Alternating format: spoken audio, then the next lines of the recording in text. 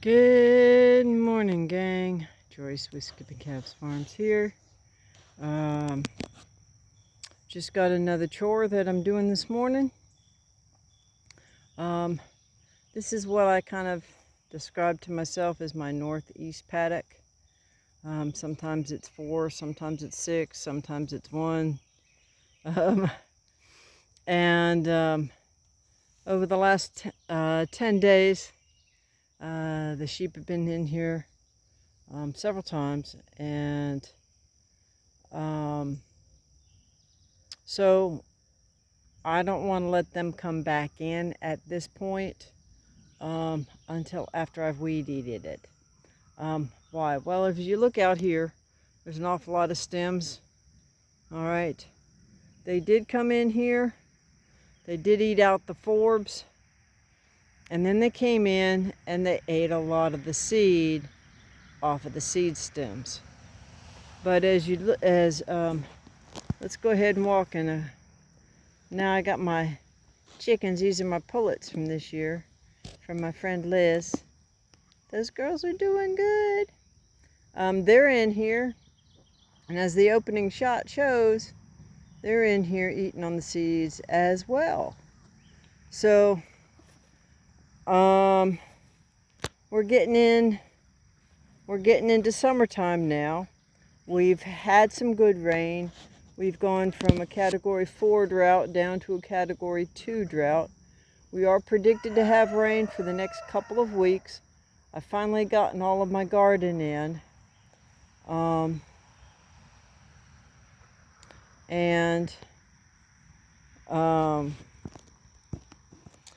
And so we're going to have rain for a couple of weeks. I'm always fighting my grass being too mature because the sheep just don't like to eat it early in the spring. They're not like cows. They'll go for the forbs. They'll eat out all of the plantain and the clovers and everything else before they'll touch grass. So it's really kind of hard when you've only got limited space, and I've got less than an acre here of grazable land. To get the sheep to do what you want. Especially this year, since I had the baby lambs and I wanted to let them creep a little bit. That was probably a mistake. Why? Because now it's real hard to keep them in unless I have at least 2 wires. I have to put 2 wires up to keep the little ones in. And when they're next door, I put 3 wires in, because if I just go, typically my 2 wires have been like this, a 3 and a 5. Well, Sissy, if she gets in her mind, she's like her mama, 24/71. She just does what she wants to do. She's very willful, which is not a bad thing, but it's not something that I particularly care for. And so she sees something on the other side of the fence, she's going to go over the fence and go after it. And so when I put them next door on the property, way, on the other side of the camper, down here, that's where they're grazing right now, is way down there. I've got to put up 3 wires, a 3, 5, and a 6. And that way she won't jump over it. And they're too big to go under a 3 now. But to go back to my main point, they've been in here. They grazed out the forbs. They grazed out most of the grain on the seed heads. Then the seed heads have started to go over. Now, when the seed heads were still up pretty high, it was pretty easy for them to eat. Now that they're all kind of drooped over and falling over, they are poking in the sheep's eyes. They're now covering a lot of horizontal space, as it were. Like, if you can kind of see right here where it's kind of arching,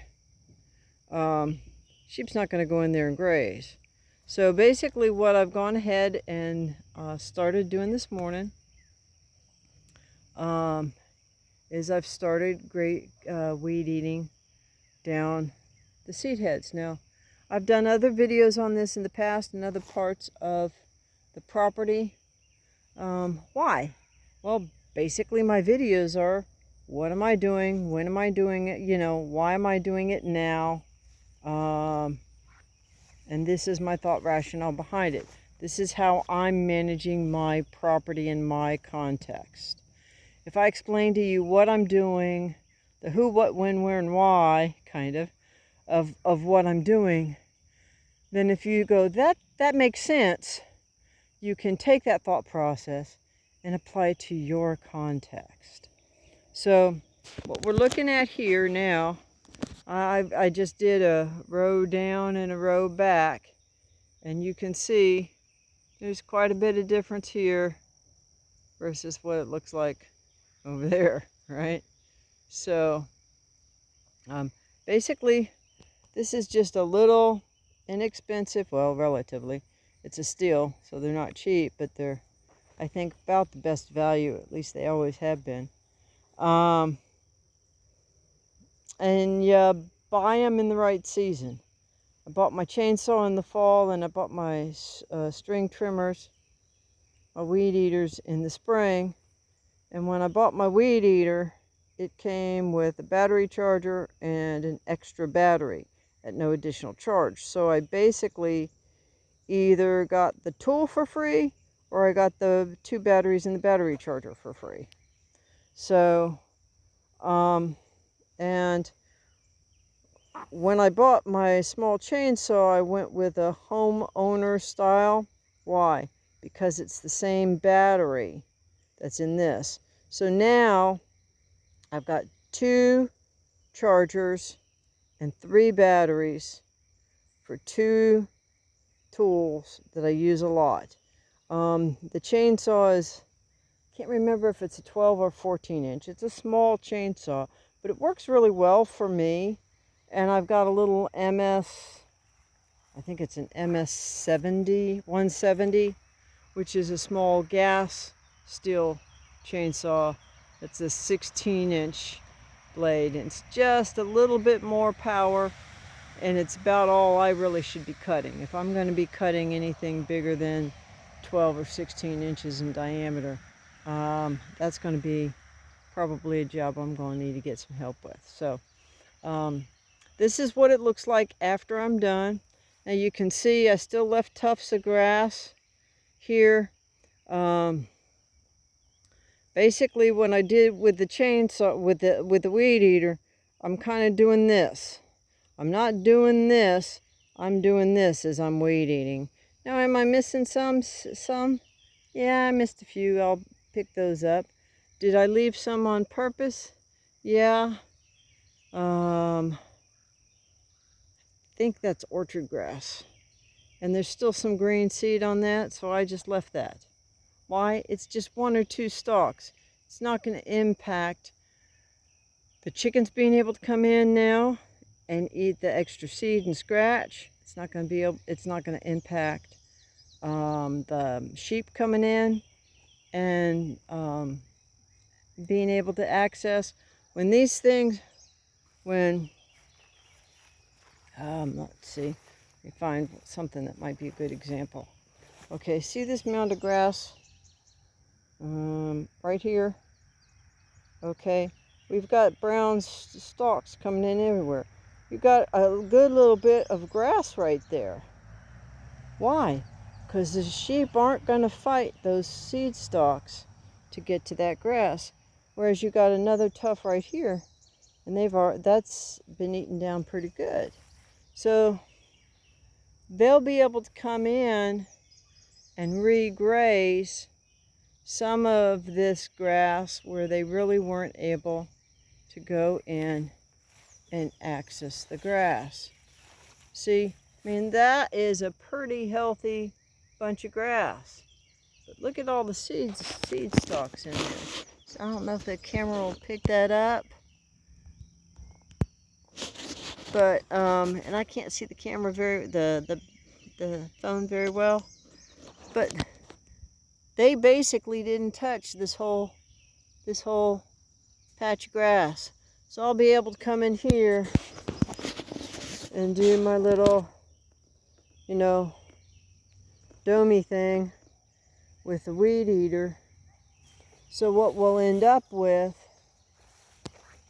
is something that'll kind of look like this instead.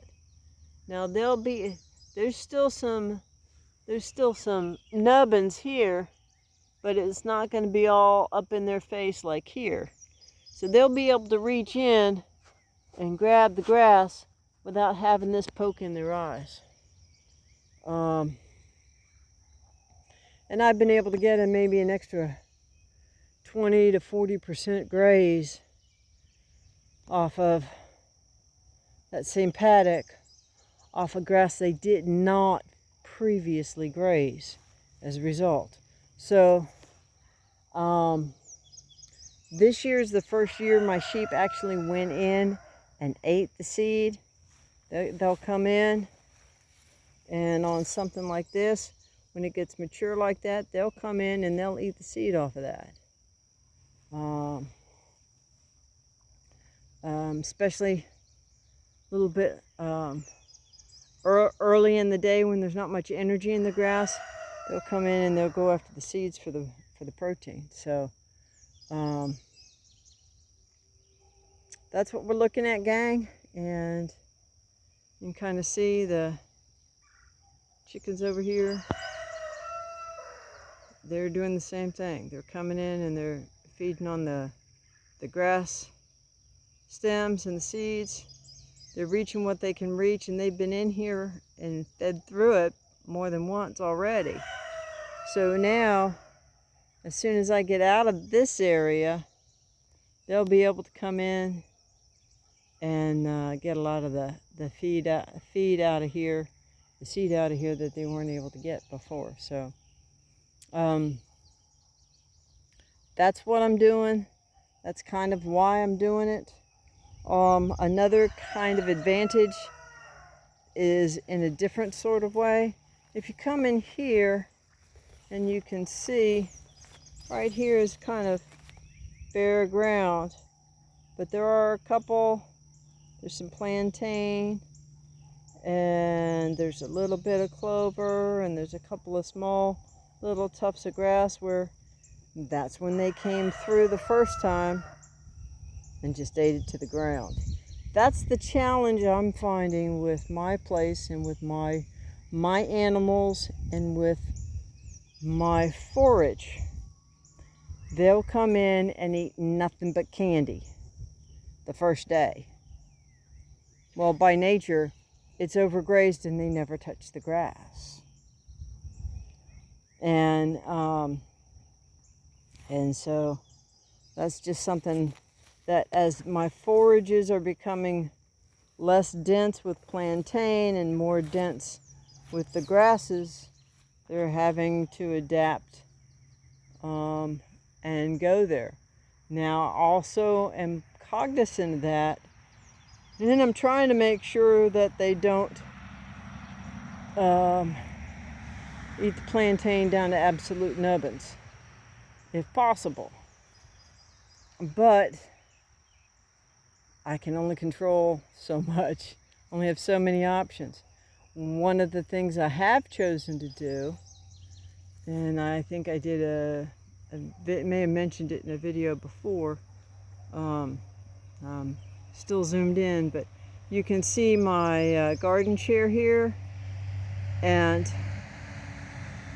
all along the edges in my garden, there are literally hundreds of plantain plants, and I let them go to seed. So there's a lot of plantain seed that's still around. So as my soil heals and my management skills improve, Lord willing, we'll get more of the plantain coming back. And we had a huge crop of plantain last year, but we had a very wet spring, and that's what it likes. This year we were in a Category 3, Category 4 drought, so it just didn't grow, and it just didn't come back. So, gotta go with the ebb and flow. And with that, gang, I'm I don't know if you can kind of see here, looking right about here. You ought to be able to see the line.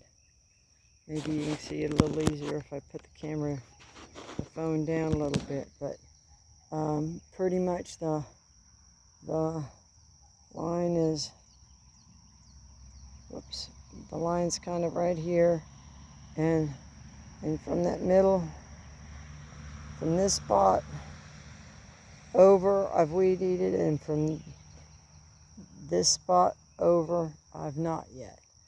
So I'm fixing to disturb the birds again, and maybe they'll be willing to come on over here where I've already weed eated, or not.